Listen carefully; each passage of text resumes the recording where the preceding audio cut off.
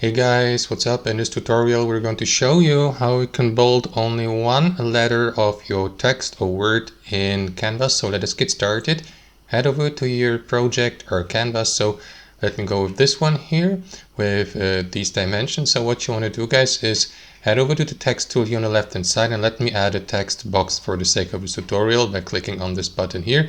You may also go with the text style below. So let me go with that one here, and after that simply customize our example text. Let me type in something like bold text. So as you can see, these letters are pretty thin, so they're not bold yet. So what you want to do is simply select your text box by clicking into it, and after that simply highlight or select the first letter just like that, and make sure that you click on this button here at the top, bold, or use the shortcut Control B on your keyboard or Command B if you're using a Mac, and that is going to apply the bold letter effect to the first letter, and the remaining letters are not bold, as you can see. So that's how it works in practice, guys. As you can see, super simple. Thanks for watching and have a fantastic day.